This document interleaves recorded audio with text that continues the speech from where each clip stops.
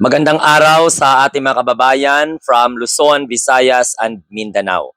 Kung kayo ay bago sa ating Munting Tinig channel, huwag kalimutan mag-share, mag-like, and subscribe. And please don't forget to click the notification bell para lagi kayong updated kung ano man ang mga update natin sa pamamagitan ng pag-upload ng mga short videos and at the same time, mga live streaming. Ang pag-uusapan natin ngayong araw ay gusto ko lang pong balik tanaw kayo sa mga kaganapan sa ating bansa na kung saan nagpapaalala sa pagiging responsibilidad ng pinakaidolo na Vice President ng mga maka-Duterte dyan, no? Na tinaguri ang mga Duterte diehard supporters. Na sila po ay talagang walang ibang hangad kundi ang guluhin ang maayos at may sistemang pamamalakad ng ating mahal na Pangulong Bongbong Marcos. Ang dami pong mga kalamidad na kung saan ay hindi ko na po isa-isahin sa inyo. Gusto ko po na kayo po ang mag-aalala na tinakasan ni Sara Duterte ang kanyang responsibilidad. Ngayon lamang po, dahil pumasok na sa ating area of responsibility itong super typhoon na Uwan, na kung saan ay naging signal number 5 na nga ang iba't ibang bahagi po ng ating bansa, lalong-lalo na po dyan sa may Catanduanes.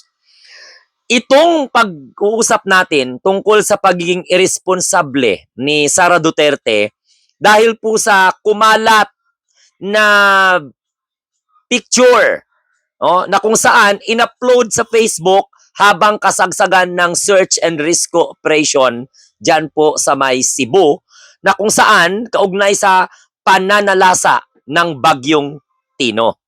Kung matino sana ang Vice President ng Pilipinas, hindi siya pumunta doon sa resort, mag-aliwaliw, no? Ang tralala, nagpakasaya. Samantala, yung ibang mga lokal na opisyal at ibang mga opisyal ng gobyerno na pinangunahan po ng ating Pangulong Bongbong Marcos, abay nagkakandara pa upang maayos at mabigyan ng tamang serbisyo ang mga biktima. And take note, yung nag-viral na post na yon, kaugnay po sa pag-aliwaliw, paglamierda, paglagkwatsa, at nagawa pa ng walang kwentang BP ng Pilipinas ang magpunta ng resort. Samantalang yung iba nating mga kababayan sa Cebu, grabe na ang kanilang paghihinagpis. Grabe na ang kanilang pagbangon. Grabe na ang kanilang pagtatanong kung makayanan nila ang dagok na nararanasan nila ngayon. Pagkatapos, yan pa ang gagawin ninyong Vice President. So ano kayang pakinabang ng Pilipinas sa atin na kapag ganyan po ang gagawin nating Presidente? Sigurado na ba kayo? Wala na ba kayong second thoughts? Yan ba yung gagawin ninyong risk nga ng presidente? Si Sara Duterte na walang kwenta? O wag naman kayong magalit kapag sinabi namin kasi we are entitled of our own opinion. No, kung hindi po ninyo nagustuhan yung mga pinagsasabi ng Munting Tinig, abay, gumawa din kayo ng mga pagtatanggol sa kanya kung kaya ninyong ipagtanggol ang walang kwentang Vice President. Sa punto na ito, dito natin makikita ang kaibahan ng pamumuno. Si Sara Duterte elected as second highest officials of the land. Pumapangalawa po sa ating mahal na Pangulong Bongbong Marcos, pero siya pa sumusuporta sa gustong pabagsakin ito. Saan kaya sila kumukuha ng guts? Ngayon pa nga lang, Vice President, noon, nag-attend din siya dumalo din siya ng concert. Umalis din siya. Kasagsagan din po ng pagbaha yun. So kung patuloy nating itutolerate yung mga ganyang klaseng aksyon ng isa sa pinakamataas din na pinuno ng ating bansa na hindi marunong makisama, hindi marunong sumuporta sa ating Pangulo, abay, malalagay sa alanganin ang ating bansa kung siya po ang gagawin ninyong presidente. Ngayon pa nga lang, irresponsible na. Mahalaga kay Sara Duterte ang sarili niyang satisfaction, ang sarili niyang kapakinabangan. Sinasabi ko na sa inyo, hanggat matapos ang termino ng ating Pangulong Bongbong Marcos, itong si Sara magtinamad ito. Dahil nanggaling mismo sa bunganga niya na sirain ang gobyerno at ang imahe ng Pangulo. Kaya nga sabi ko sa inyo, vindictive eh. Si Vice President Sara ng mga Duterte, isa sa pinakawalang kwentang vice presidente yan na dumaan po sa ating bansa. Okay? Isa din po sa pinakabobo. I'm very sorry, pero wala naman ako magawa kasi I am a teacher by profession. Alam nga naman sabihin kung matalino siya, kung naa-assist ko po na ganun kababaw mag-isip si Sara Duterte. Hindi siya sensitive. Insensitive siya sa nararamdaman o mararamdaman ng mga Pilipino. Dahil sa halip na magbigay siya ng comfort sa mga biktima ay abaw. Ang ginawa niya, nagpunta pa siya sa resort. At ang resort mismo na yon ang nag-upload ng video or ng picture sa kanilang official Facebook account. Nung nag-viral na, mga kamunting tinig, dinilit. Pero mabilis po ang kamay ng ating mga kababayan. Kasi normal lang na bantayan mo, no? Bilang Pilipino, normal na bantayan mo ang galaw ng opisyal ng gobyerno kung nagtatrabaho, lalong-lalo na sa gitna ng kalamidad. Kalamidad ito eh. Ang daming buhay ang nawala, ang daming ari-arian ang nawasak, ang daming mga pangarap ang gumuho. Pero anong ginawa ng isang BP na hinahangaan, na halos gawing santa ng mga maka-Duterte? At ipinagtatanggol pa ng mga DDS yun. Sabi ng mga Duterte Dad supporters, normal lang mag-relax ang vice presidente sa gitna ng baha. Sabi naman nila, ano bang gagawin ni BP doon? Namigay naman ng lugaw. Sapat na yun. Buti nga, ang tralala, hindi nag-tree planting sa gitna ng baha. So yun po ang isa sa mga halimbawa ng mga leader na insensitive. Hindi isinaalang-alang ang mararamdaman ng taong bayan. So ngayon, ikaw na nanonood sa sa video na ito, masisisi mo ba ako kung hanggat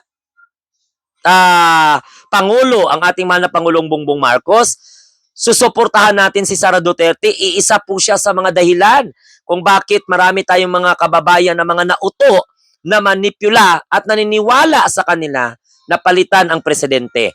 Alam mo, kung hindi lang nagtralala si Sara, hindi lang siya gumagante sa mga bagay na hindi naman dapat siya magigante, wala naman po siyang reason na gumante, no?